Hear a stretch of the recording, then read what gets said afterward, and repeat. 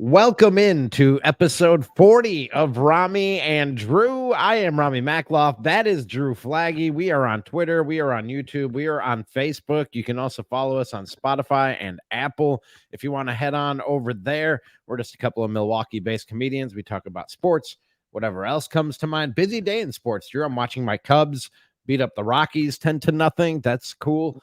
The Brewers won earlier today, and just a few minutes ago, just went final.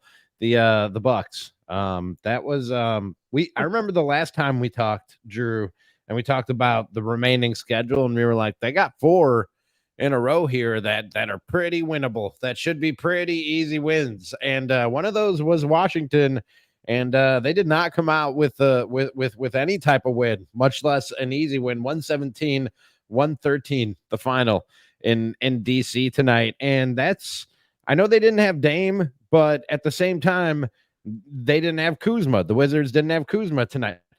And even if they did have Kuzma, it's still inexcusable. You can't lose to this Wizards team. Giannis had a great night. He had an amazing night, another triple-double. He'll continue to be ignored in all the MVP conversation, despite 35, 15, and 10. But other than that, I mean, they didn't show up. They got outrun. They got out rebounded. They got outscored in the paint. They didn't do much of anything well tonight, Drew, against that Wizards team and against a bad Wizards team. Points in the paint were the biggest glaring problem. 70 points in the paint for the Wizards is ridiculous after they traded Daniel Gafford. And you got outscored when you have Brooke, Bobby, and Giannis in the paint. Yeah, Giannis had 2 fouls early, so they kind of had to go to a Gallinari lineup. That was a problem. The bigger issue with this entire game was missing open shots. And so we talked about this pre-show. For everybody listening live, I appreciate you. This is going to be the first time I'm going to actually shit talk one person. There's a guy I constantly I talk about. He's a comedian. Do this later in the show. Because this is exactly the take, and I wrote down the text message he sent me. This is the guy, every time the Bucks are losing, he throws a hissy fit. He's 23 fucking years old. He moved here from Chicago. He knows nothing about the Bucks being losers. He doesn't know Luke Richard and Bob Mute. He doesn't know Carlos Delfino. He doesn't remember what happened, why we were all pissed when we drafted Andrew Bogut over other players. Okay, so there's all these things with these new Bucks fans. And he told me that Giannis getting a triple-double means nothing because it's in losing basketball. Giannis does not contribute to winning basketball the way Damian Lillard does. Hottest of takeoffs, Jacob. No, I'm not going to say the R-tard word. I told Ronnie I wouldn't say the full word. That was still too close. No, it's that was not. Still too close. It's not. Okay. He has all sorts of dumb gamer words. This is stupidity. It is Giannis. Guys, everybody listening, Giannis, according to some of our fans, Giannis contributes to losing with a triple-double. Giannis, his stats, hold on, Ramie, his stats in the first half. Why do you give these people time and attention and energy? They don't deserve it. Because he says he's a comedian. Because I've seen him at open mics once in a while. So I'm not going to have him fucking come to the Laughing Tap and throw a goddamn hissy fit because I'm just irritated with him. I'm 10 years older than him. He shouldn't piss me off. He's a fucking moron. He is a fucking moron. So what are we doing? Why are we wasting time on our show on this? Because I want everyone to know that I have to put up with people sitting here texting me going, Giannis Antetokounmpo. Giannis, a 2-time MVP, Finals MVP, 50 points on one leg to close out in the finals 3 years ago now. He contributes to losing basketball. Damian Lillard is my favorite player in the NBA. Okay? I said I didn't grow up enjoying Jordan. I love the way Dame plays. I said Damian Lillard is Steph Curry for people who drink brown liquor. It's not a daiquiri guy like fucking Steph Curry, soft, fruity drinks. No, Dame Lillard is a working man 3-point shooter. Okay. Hottest of takeoffs, Jacob says, validating the behavior by bringing it to the masses. And that's exactly what you're doing. And by the masses, nearly dozens of people are listening to the show right now, Drew. Nearly dozens. All right. So there's no need to waste people's time with them. But here's the thing, because now I'm pissed because this has been all year. Dame is a winner. Giannis is a loser. How many fucking rings does Damian Lillard have? He's my favorite player, and it pains me to say he's got as many as I fucking do. And I'm 5'7" and fat. You are. Okay. Now you're not that fat. I don't think you're that fat. Now that, but here's what I'll say. You're doughy. Giannis came out tonight looking to pass the ball to everybody. All the rotations, every single thing that they were doing, he was passing to guys in the corners. He was hitting guys in the wings. He finished the half with 7 assists. Giannis was getting everyone involved without Damian Lillard out there to create. Yeah, that was clearly the objective there. And that was the objective. Losses don't have to feel like they were a complete waste. He was getting guys involved and they missed shots. Malik Beasley was 1 for 9 from the floor tonight. Brook Lopez. Yeah, Giannis was great. Giannis was awesome. Ramie, do you believe that if Giannis took this game over wire to wire, if Giannis dominated the way he can dominate, do you think Giannis could have dropped 60 points on this team if he really just wanted to ball hog and just willpower this one, force his way through everything and win this game? Because I think he probably could have. I think a guy like Giannis can. I think a guy like Giannis can do that most nights if he really wants to. He's going to sacrifice in other parts of his game because it takes a certain amount of energy out of a guy. But yeah, I think he can do that almost any night that he wants. Yeah, absolutely. And that's why I don't know if it translates to a win every time. Probably not. It's probably. And I don't know if it translates to a win tonight, but he had there's no blaming Giannis for any shortcomings of the Milwaukee Bucks tonight or any other. And maybe on one random night here or there where Giannis was off his game, but in the grand scheme of things, there's no blaming Giannis, and anybody who would blame Giannis is somebody who's not deserving or worthy of my time and attention, which is why I wouldn't talk to them, at least, and not in any serious sort of way. Not about basketball. It doesn't make him a bad dude. I barely know. I mean, I think he's an idiot. I think he likes to get me to this point of being pissed off. Yeah. Like, I think. And you let it happen. Yeah, that's true. And I think the bigger bitch move is to block it. I think being like, oh, block it. But it's like, man, this shit's just like, it's irritating. It sucks the fun out of sports because this shit is fun. Just like what Tim Allen talked about last night, enjoying every minute of Bob Uecker calling baseball games. Like, I listened. Yeah, for those who missed it, Tim Allen joined us yesterday of the Brewers post game show on 97.3 The Game. Go and check that out. YouTube, Spotify, Apple. Follow, like, tell a friend, do all the stuff. Help us grow this thing. Go ahead, Drew. Sorry. Yeah, but no, like, enjoying that. And like I've said all year, I'm gonna enjoy what my dream lineup was having Damian Lillard and Giannis be on this team. If they don't win a championship, 29 teams don't win a championship every year. If they don't win it, that's a shame, and that sucks, and we can look back on it in 10 years and go, man, that's the best it ever got, and we couldn't win it. But we got one 3 years ago. There's no way that losing to the Washington Wizards, giving them their 15th win in franchise history, I think, tonight, there's no way that the team, the best player of all time was Gilbert Arenas, who has a podcast who's slightly bigger but way stupider than ours. There's no way that I'm going to cry myself to sleep over losing this goddamn game, because in the grand scheme of things, they were working on a lot of different things. They were working on rotations. They were getting other guys involved, trying to get guys hot going into this stretch where we're going to play some very good teams. You're going to be playing Orlando, who's a very hungry young team that's trying to get out of the play-in. But if the Bucks took a game off tonight against the Washington Wizards, fine. They're not going to sleepwalk through a series again against Miami. They're not going to sleepwalk. But I mean, they did against Miami, Drew. And I'm not hitting the panic button, but we talked about it on the last show. A, I'd like to see this team get a little hot going into the playoffs. And B, they are at risk. I don't have the standings in front of me. I can pull them up here in a second. They are at risk of slipping in the seeding in the Eastern Conference here. And this is not a team that you should lose against. Again, I'm not irate. I'm not hitting the panic button, but I'm also Not going to sit here and act like nothing happened. No big deal. You know what I mean? Grand scheme of things, big picture. You're right. Appreciate this. They got a pretty good thing. It's going to be a pretty good thing for a few years. But that doesn't mean that tonight wasn't disappointing and wasn't a game that they had no business losing. Let's get in tempered expectations. Wants to jump in on the show. What's up, dude? How are you? Yeah, I think it cut off the rest of my name. It's tempered expectations, Jake.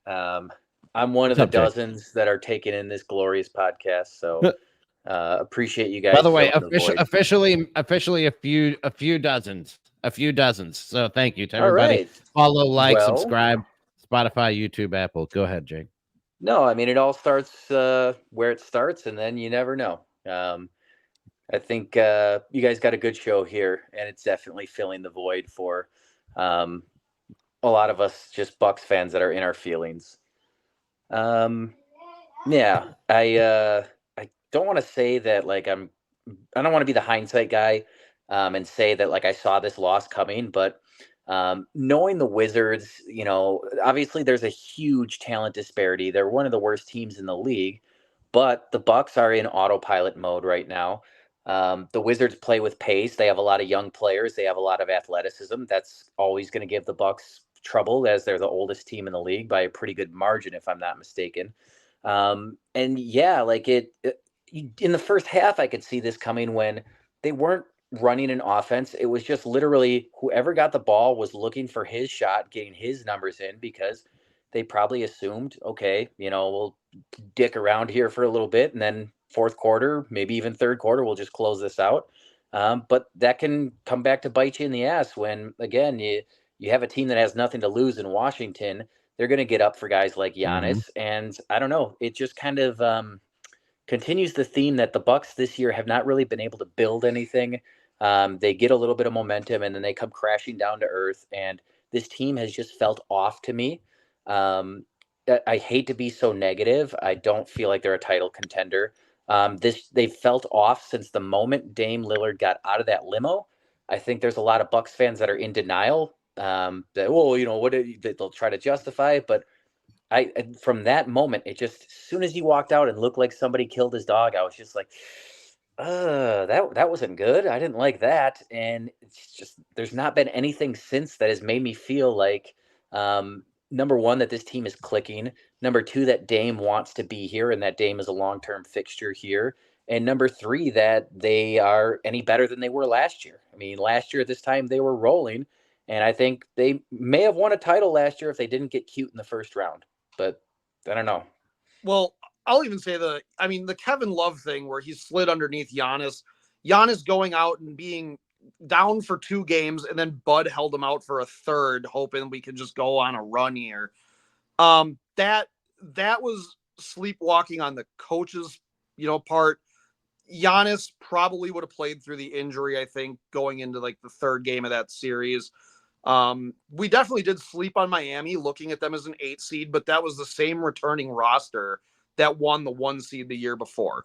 Injuries and cold shooting out of Duncan Robinson are what put them in the 8 seed. So they were a 1 seed masquerading as an 8 seed.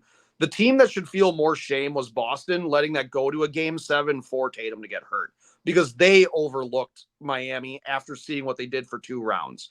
So I'm not going to worry too much about Miami this year. They're a way worse team than they were. I think they're a 6 seed at best, and I think that we can handle any of them. I'm not worried about anybody, because when you look at everyone's 2 best players, even if Jimmy Butler's going nuclear, I still don't think that if Jimmy Butler's playing the way he played last year, I still don't think he's good enough to beat Dame Lillard and Giannis with Terry Rozier as his second guy, or Tyler Hero wherever he's been, or Duncan Robinson off the bench, or Bam Adebayo tonight. Like, I don't know. Like, I just don't think any of those guys are good enough to beat our guys. Well, I do have to caution you a little bit, because my boy Bart Winkler, last year during that series, after the Bucks lost, and I had some concerns on his show, and he pretty much was saying a lot of the things you're saying right now. It's like, there's no way it's not sustainable. They're not going to lose to Miami, and we all saw what happened. So I don't know. The nice thing about, I guess, the Bucks being disappointing this year is, like, I'm not going to be bummed if they lose. Like, I don't know what to expect from this team. I said the way this year has gone, I could see the first series going to a like 7-game, drag out series. Then in round 2, they sweep whoever they play by, an average of 30 points each game. Then in the, Eastern Conference Finals, they could, win game 1 by 40, lose game 2 by 40, win game 3 by 30. Like there's no regularity with this team. There's nothing you can count on. And they have enough talent to where on any given night they could smoke anybody. But then given the way or the lack of fit and just like, I don't know if it's like they're just moody or what, but they can't put together a solid run of basketball. And it's frustrating as hell. I can't blame you for saying you can't know or don't know what to expect from this team, and therefore you have no expectations come playoff time. Maybe I'm delusional. Maybe I'm talking myself into this. I think this Bucks team, and I wasn't saying this when they went on their championship run because they didn't have the pedigree and the track record for me to step out there and say this, but I think this Bucks team can just flip the switch come playoff time. And I still expect them to make, I'm not saying I expect a championship necessarily, and I'll be disappointed with anything less or anything short of that. But I do expect a deep playoff run for this team. And you say you don't think they're a championship team. I still do think this is a championship team. I think you got guys up and down this roster who are here for the championship run, including Giannis and Chris at the top, and you added a guy in Dame who's shown that he's built for the big stage. That's what he does. He comes out and performs when the pressure is on. So I'm telling Drew that there's not nothing to worry about here, but at the same time, I still have that belief and that expectation. When you have 3 guys like Giannis, Chris, and Dame, and a roster that's studded with guys that have a championship pedigree and did it just 3 years ago, I think this is a team that come playoff time, they can flip the switch and you'll see the best version of them. Maybe I'm delusional. Maybe I'm just talking myself into that. I just find these games irritating. Even like I said, the year that we won, we won it all. We were the 3 seed. We took games off against bad teams. I think we went 1-3 against Charlotte in that year. Just LaMelo Ball bombed us that year. What did that have to do with anything that happened in the playoffs? Nothing. It didn't affect anything. So I mean, we were a toenail away from going home in the second round. So what is it? I mean, I don't know. Like for me right now, the Bucks are going to have to prove to me that Damian Lillard and Giannis are not winners for me to start going, oh, we weren't winners. Those two have to prove me wrong for having faith in them. Well, I think I would have to caution against comparing that team 3 years ago to this team because one thing about that team is they had, for the most part, other than Holiday, a system that had been in place, a system they were comfortable with. They had a defensive identity. This Bucks team does not have that. There's still so many new pieces. Obviously, the coaching fiasco that happened. And I want to be clear, Damian Lillard is my favorite. It's either him or Grant Hill is my favorite non-Bucks player of all time. We have gotten a different version of Damian Lillard than I grew to love. I don't know if that is magically going to change in the playoffs, that all of a sudden he's not going to be emo anymore. I hope so. I hope that we can do that. But I think that a lot of I posted this question on X Twitter, and I think a lot of Bucks fans were lying to themselves because I said, if you could do it again right now going into the playoffs, if you could have Bud and Holiday or Doc and Dame, would you do it? And it was about, I don't know, probably like a 70-30 split that said no, they wouldn't take that back. I don't really believe that that's a true number. Jake, that's a great question, man. And thanks for chiming in. Drew, what is your answer to that question? When he adds the coaching thing. Sorry, I should ask Jake. I always do that to people and they come back and they're like, oh man, I had one more point. Jake, did you have anything else to add? I thought that was a great call. I don't know what to call him on this time. No, I think that was a great cutoff, Ramie. Don't doubt yourself, man. All right. No, I always get the tweet afterwards where people are like, I didn't even get to say blah blah blah. Appreciate you, Jake. Thanks for chiming in, man. To my answer to that. Oh, God damn it, you did it. whatever. Okay, he's listening. He's watching. He's gonna hear it. But go ahead. So, adding the coaching part to it adds a different level. I would feel more secure going into the playoffs this year if it was still Drew and Bud. I would feel safer. But safe is how Bud always coached this team and would never deviate from being safe. I kind of am more excited for the unknown of what Dame could do in the playoffs with all of these players. That's what I was just gonna say. I'm still there. Dame, I'm still at that place where it's like, no, man. Let me see what Dame and Giannis can do in a playoff run. That's why you want this team assembled. So let me flip it. Dame, I have more confidence in than Bud. Drew, I probably have more confidence in than Doc. So it's kind of an offsetting thing, but like the potential for Damian Lillard to just have a 60-point game and just go nuclear from three, I think that's impossible to want to replace. Like, I don't know. And maybe 3 years from now when this all falls apart, Ramie, did you freeze? Oh, no, you didn't. No, I'm trying to do something on my computer. My screen is really dark, and okay. but carry on. Go ahead. Don't worry about me. Now, if we got to start looking at this thing and go, okay, it didn't work. How are we going to reload the roster? Are we going to trade for picks? Are we going to trade for players? You know, if we don't have a championship, then it'll be easier to answer that question looking back on it. But I think Bud was too stubborn, and I mean, maybe he would have been able to implement something better with Damian Lillard earlier in the year to get him involved, but I don't know. Like, also, like, there are some of those games when, like, there have been tight games and guys have been knocking down shots, and it's not just Dame. Dame's been getting fired up. Like, I think Damian Lillard, among all else, likes to win.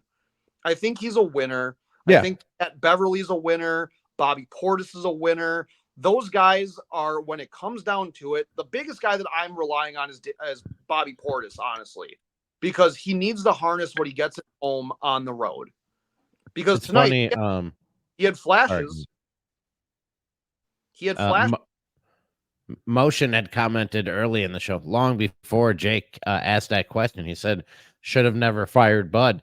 And I have had that thought, Drew. I'm not going to say that there's nothing there, but to Jake's question of would you rather have Bud and Drew or Doc and Dame, I'm still, like you said, I'm still in the headspace where it's like, no, I'm still pretty excited about Dame Lillard, and I don't think he's Eeyore from the Winnie the Pooh cartoons in terms of his personality or his mood as a Milwaukee Buck.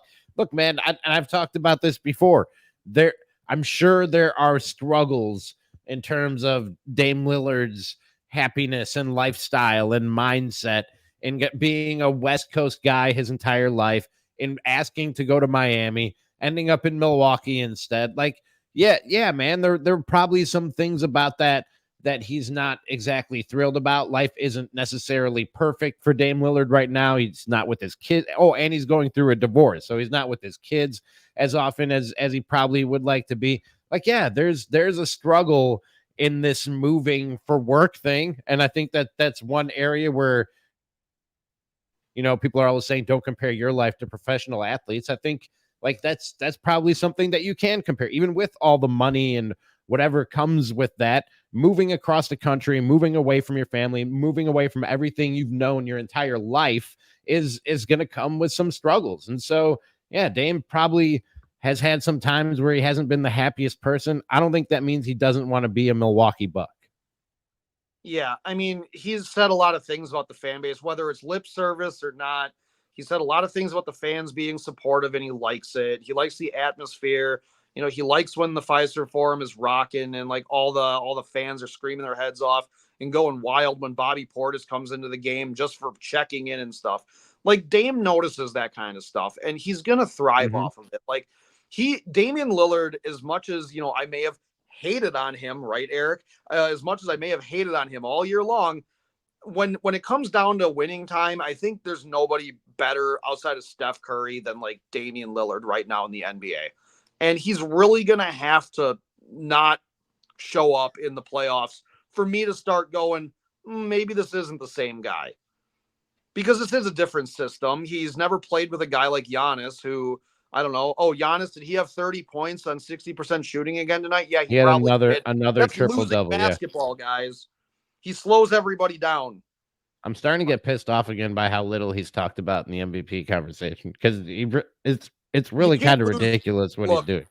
Look, you can't lose to the Wizards and get in the MVP conversation. That might have just closed the casket on that one. I don't care, because here's the thing, because Embiid never should have got that MVP last year. And this is, when they're all having these conversations now about what people will say in the future when it comes to MVPs, like when we talk about the broken narrative system in the NBA. So you get like all these people that are like, well, if we give Giannis a third one, what does that say about everybody else? No, it's like, who was the MVP? Who was the most important player to their team with everything going on, like coaching changes and stuff? Who was the constant player on that roster? Who was the least up and down, the guy who contributed to so many wins on that team, just the fixture of that lineup that if you took him out, they are a much worse team? And it's Giannis. I'm sorry. It is Giannis every fucking time. Yeah. He's been better than Jokic this year. He's got a better record than Luka. I think he's never been, I've said this earlier in the season, I still believe it. I think he's never been more valuable to the Milwaukee Bucks than he has been this year. And all the things that you would say that, like, wow, look at the resilience of Giannis. Instead, they all go, well, their coach got fired because of him. It's like, no, Giannis is the only guy tonight was his 10th. He's holding it together. Yeah. Tonight was his 10th triple-double, losing basketball. That's what people say. That's what people in Spider-Man, when the ship gets cut, was it Spider-Man? When the ship gets cut in half and he's like, he's holding it together single-handedly that's Giannis. That's Giannis so right now. Lillard's Iron Man. So Damian Lillard's Iron Man and comes through and zaps it all and fixes it all because they're a team. I hope so. I hope so. Some comments on the YouTube channel. This one from oh, come on, pop up there. Wow. This is from Great Value Brand Bird app. He says, God bless Brooke Lopez, but Brooke Lopez looks like shit. He is having a rough little stretch here. He's in a little bit of a funk right now. I don't know if Doc told him to stop taking 35 pointers, but like, Jesus, man, he hasn't hit a 3-pointer in like 2 games. They said tonight that Doc was asking him to rely a little bit less on the 3-pointer and play a little bit more like a 7-footer around the hoop. Okay, so cards on the table. I was at the bar. They had country music playing over the Bucks game, which is a weird contrast. like you hear Morgan Wallen, also you're watching. Fair enough. Breeze, you're like, this doesn't line up, but it's whatever. It's fine. So I didn't hear any of the telecast. I just watched it. By the way, you wanted Jake to Jake to see or hear your take on his question. He said, I'm listening. So he heard it. And he also said, does Dame feel like a one and done? Doc, and does Dame feel like a one and done for you guys? No, I don't think so.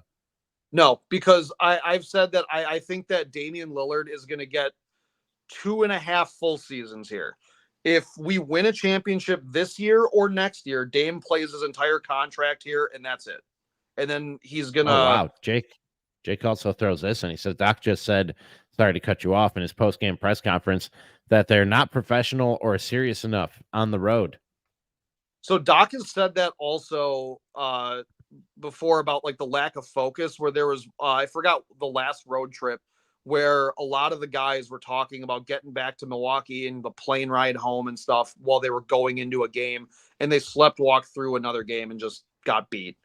I was gonna say, does he mean they're enjoying the nightlife too much? Because I've never been, but is there shit to do in DC? There ain't shit to do in DC, is there? No, I don't know. They have an improv there, but there is an improv there. Yeah, that's true. I don't know. Like, I don't even necessarily know if it's them all partying and doing shit like that. Like, I doubt that's the character of this team. Like, sure, they probably all go out, once in a while, but I doubt these guys are staying out till 5 a.m, just screwing around and stuff. I think it's more just them overlooking teams and not being as focused when they're like, we should just out talent a team like the Wizards, because the bigger issue at this point in the season with teams like the Wizards and the Pistons and the Hornets is you have a lot of guys that maybe don't have a spot on that roster, but like they can be moved for draft picks, like second round picks, and they can go get onto a contender by just playing their asses off and being a bench guy or something. Like Kuzma, I think, is stuck with his contract. I think Jordan Poole, with the way he acted all year long, kind of is like he kind of maybe played himself out of getting traded anywhere serious. But like Denny Advia and Corey Kispert, those are guys that you could put on another team that could win. You know, just kind of veteran guys off the bench. Like Corey Kispert would look good on Oklahoma City. You know, Denny Advia would look good in a Lakers uniform or a Clippers uniform coming off the bench or something like that. Like these guys are trying to prove that they have a place in the league. And if you can put your skills on display and outplay a sleepwalking, what should be a number 1 seed is a number 2 seed with 2 guys who are top 75 players, go outplay them.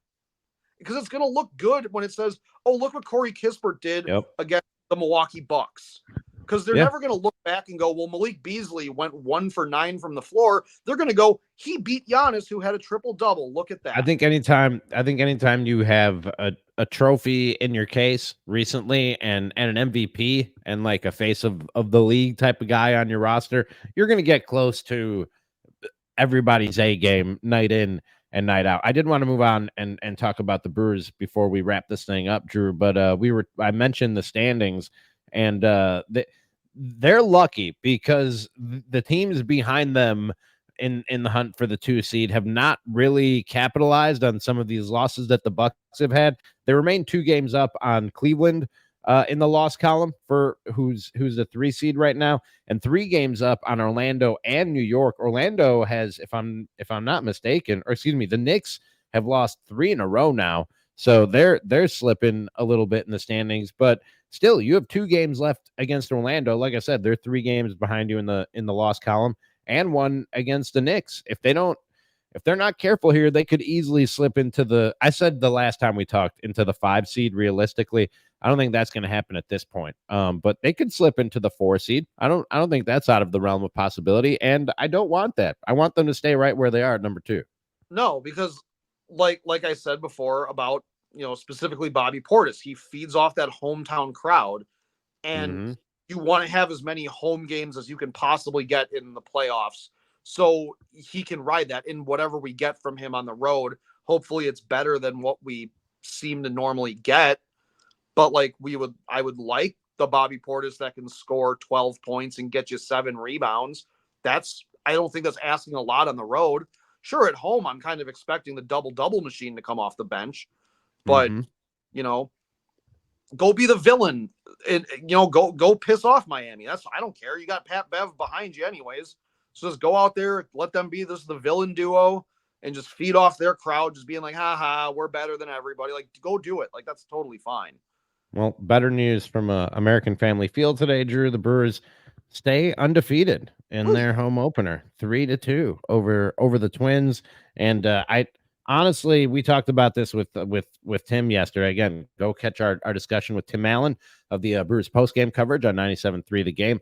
Follow us, as it says across the bottom of the screen there, on YouTube, Spotify, and Apple, and go check that out. Like, rate, review, tell a friend, all the good stuff. But after you get past the first 2, maybe 3 guys in the Brewers rotation, you really don't know what to expect. I don't mind saying that. You barely know who these guys are, but they got a solid performance today, and the bullpen really continues to be sort of the backbone of this thing. And I think they're going to rely on the bullpen quite a bit, at least to start things off, till they figure out exactly who is who in the starting rotation. So I didn't know. Oh yeah, and MVP Christian Yelich is back. I didn't know a whole lot about Jacob Junis coming into this year. Like I knew he's been in the league for a bit. I didn't know what kind of stuff he had. He's not the kind of guy that like he comes in like when we were talking about Tim threw out the name like, you know, Montgomery. It's like, you know what he is as a pitcher. We faced him for a while. Like, it would be nice to get a guy like that. I didn't really know what to expect out of Junis. And then when he got a couple strikeouts in like the second inning, I think he struck out 2 guys, or did he strike out the side in one of these, the third or something? Or I was like, oh, okay, so this guy can strike out some batters. Like, all right, like that was good. He went through the middle of the lineup, got a couple strikeouts.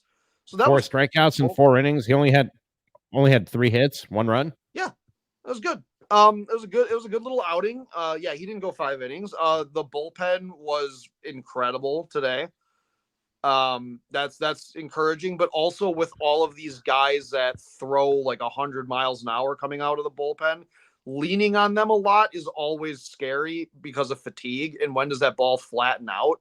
You know, how much rest are they going to get, especially if we got starters that aren't going to go.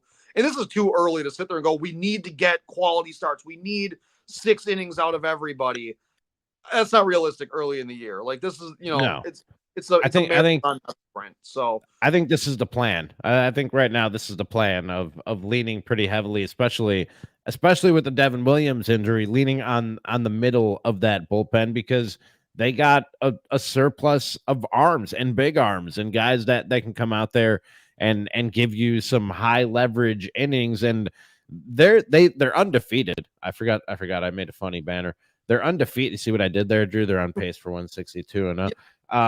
I know that it's a long season, but you can't do that. You're jinxing it. but pretty much all the innings have been high leverage innings. There haven't been really blowouts in this season, and they keep on just churning out arms from that bullpen and guys who get it. I mean, Freddie Peralta gave him 6 on opening day, but other than that, I don't think they've gotten 5 from anybody in the other 3 games. No, but I'm all right with that so far. Like just early Yeah. on, you're gonna have a lot of days off here and there. Uh-huh.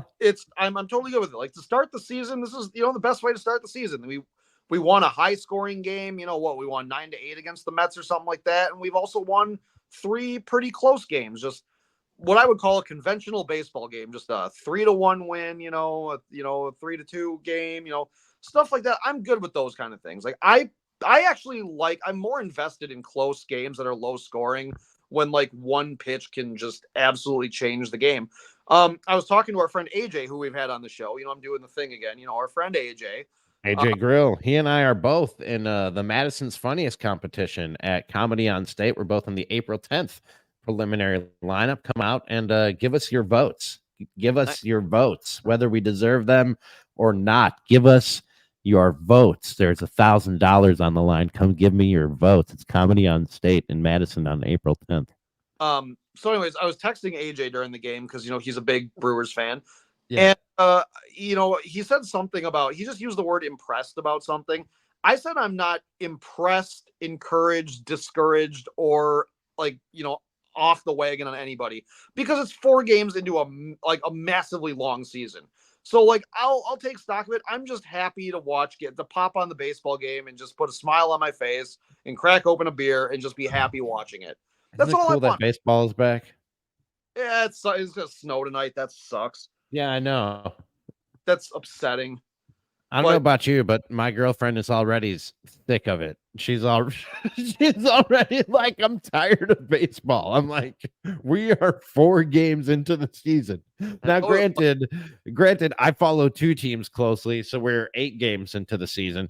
But it's still way too early for and I don't mean to sound like my girlfriend's complaining again, because it's not at all like that. But it's way too early for the I'm so sick of baseball discussion to be happening right now. I'm okay with it. Like 40 games into the season, I understand. Long year. We're 4 games in, man. I can't do this right now. We can't do this right now. I will do this right now. I will say that the one thing that I'm just not overly pumped about is the batting lineup that Pat Murphy has been kind of dicking around with. I don't understand why Rhys Hoskins was in there today, and why not? 6. He went 2 for 3. No, I don't understand why he was batting 6. That's all it was. I'm okay. like, give me your cleanup hitter because and this isn't going to be me hating on Willy Adames. I'm like, just take the pressure off of him and let him bat 5th, 5th, 6th. And because I get it. Okay, so they wanted Willy Adames. They wanted the righty lefty split. Yelich batting 3rd. And then, you're going to have the righty. But it's like Hoskins is a righty. Just let him bat in the cleanup spot. He's probably more comfortable there. I don't know. I would guess I think he's more of a professional hitter than Adames. And like I said, this isn't me just unfairly knocking Adames like I will throughout the season. I just, to get the most out of Willie, I would like him Sure. down in the lineup where he's going to see pitches that they actually have to throw to him instead of them kind of pitching around him and stuff. And Willie's had a good 4 games so far. Like, it's been better than what I usually beat him up over. So I'm okay He's batting with what we've 313. got. Willie Adames is off to a good start. I would also, the other thing too is I get it having the lefty righty thing going on where, Pat Murphy decided to lead off Sal Frelick. Honestly, after opening day and the way Churio hit, I like Churio's plate discipline. I like to see what. Where'd they have him today? Was he Yeah, he was batting 9th, huh? Yeah, so you were still going righty lefty essentially after you turn the lineup over and stuff, and so he's basically acting as a secondary leadoff hitter at that point. But just to start the game, like Frelick, he's not. The contact isn't there. I think they were thinking the same thing with Frelick that they were going into opening day with Churio, which is just don't because he has gotten off to a slow start. He's had I think 1 hit so far on the season. He's batting 77. I know it's 4 games into the season, but he's not had a hot start to the season. I think, and they said coming into opening day, they didn't want Churio sitting on the bench, thinking about his first at bat. They just wanted him to get out there and get it over with. I think they want Frelick to not think about it. I think they just wanted to get him out there and get him swinging. And Churio batting 9th, he came up with the bases loaded today. Ripped one. Like, great. To do that on opening day, you get a bases loaded hit, you get your RBI at home, you hear the crowd going nuts for you. That's got to be the greatest feeling in the world for him. So like I was excited because I was getting home when that happened, like from work. So like I was listening to it. I got Euchre's call on the radio. It happened. I was in my car. I was pumping my fist. I was pumped for Churio for that one. So that was cool. Like and I would think, like, I don't have a problem with them going righty to lead off a game. I don't care. I like Contreras in the 2-hole. Yelich. He's back. Dude, I'm a guy who doesn't, I don't get too riled up. I used to, but I don't get too riled up or too concerned with lineups. And I think it doesn't matter as much as we often make it out to seem. You know what I mean? I really just don't think it matters. I would like to see Churio getting as many plate appearances, as many at bats as possible, which that happens more at the top of the lineup. You're right. I would like to see Rhys Hoskins in more of a run producing position. I would like to see Willie Adames in like a lower leverage position where you're not relying on him as much. But at the end of the day, like a given situation where you need a hit or you need a guy to come through, it's a 1 in 9 chance that it's going to be that guy stepping to the plate, no matter where they are in the lineup. You know what I mean? And also, like, I understand this is 4 games into the season, and I am nitpicking right now because there's not a lot there's nothing I'm upset about, honestly, on this team to start the season. The defense is incredible already to start. Has been great. That was great. Oliver Dunn had that diving stab. That was great at third. Abner Uribe. And they talked coming into the season about how much of a strength that would be, and that's huge to keep runs off the board. Those plays that you make, even the easy ones, they start to stack up in terms of keeping runs off the board for the other team. And speaking of guys who are, big defensive players, Bryce Terang, oh my God, the way he's been hitting that goofy ass bat that he has, that thing's crazy looking. It's like a fungo. Like, I don't know what that thing is, but like, man, like I like the way Terang's been at the plate, the way he's been approaching the ball. And like, I think that they're all seeing the ball better than the team last year did. I don't know. Like, it's an early sample size, but they're not waving it shit out of the zone. I know it's early and guys are kind of relying on fastballs and like sinkers and stuff like that right now. You're not getting nasty sweeping sliders to start the year out of starters, but like they're staying on the ball well and they got a good approach to the plate and they're building. I hope this builds them confidence to carry later. I know you joked about it, but Christian Yelich looks really good, and it's way. I'm not just going off numbers because it's way too early to go off numbers. I'm just talking about. I don't know. I I feel like I have a pretty good eye for when a guy is swinging it and is really feeling it. And Christian Yelich, his approach at the plate, his and Tim Allen mentioned this last night. Go check out our conversation with Tim Allen, YouTube, Spotify, Apple. Subscribe, like, rate, review, do all the stuff. But it's gap to gap power, even when it's not getting out of the ballpark. And this tweet today from Matthew Trueblood. I don't know, Matt. I don't know what he does. I don't know if he's just a dude or if he covers the Brewers. No offense to Matthew. Shout out. But I found this interesting. He says, people keep asking, is Christian Yelich back? And it really lays bare to me that I failed in informing you all because, like, yeah, he is, but not just now. Since May 1st last year, 531 plate appearances. That's almost a full season. His slash line is 296, 387, 485, 50 extra base hits, 67 walks, 108 strikeouts, 25 stolen bases. That's a really good baseball player right there. And Yeah. if Christian Yelich is back in anything close to MVP form, Drew, I don't want to go too far down this wormhole because, again, it is early in the season and it's late in this show, and I do have to pee.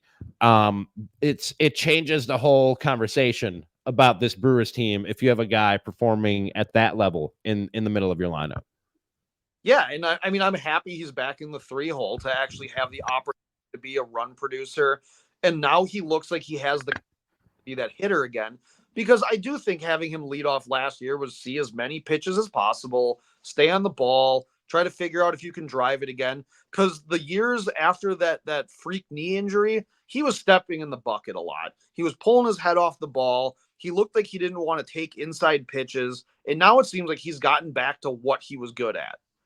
And he's actually like 100 pitches he wants, and he's looking to drive the ball again. And he is the old guy on the team. Like he's the veteran on that team now. We should get Matthew Trueblood on the show. He is the managing editor and writer for like all the teams that I've talked about for a living. Drew, Twins Daily, Brewer Fanatic, and Northside Baseball. He just covers them all. He covers everything that I've covered. We should get him on the show. So shout out. But he follows me too. I'm gonna follow you back, Matthew Trueblood. I hope you're listening or watching us right now on YouTube, Spotify, or Apple. I should hit him up and we should get him on the show.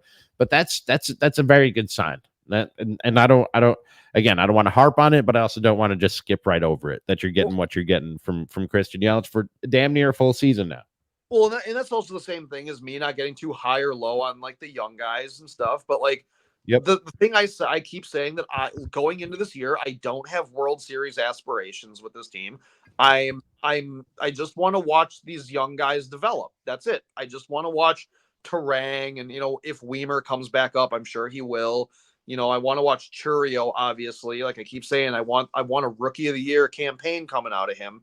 That'd be really fun to watch. And then also that bullpen is just so electric the way that those guys play. I don't know how many Brewers fans, this would be a fun thing to answer. How many Brewers fans get pumped when like the middle relievers are coming in? Because I love it when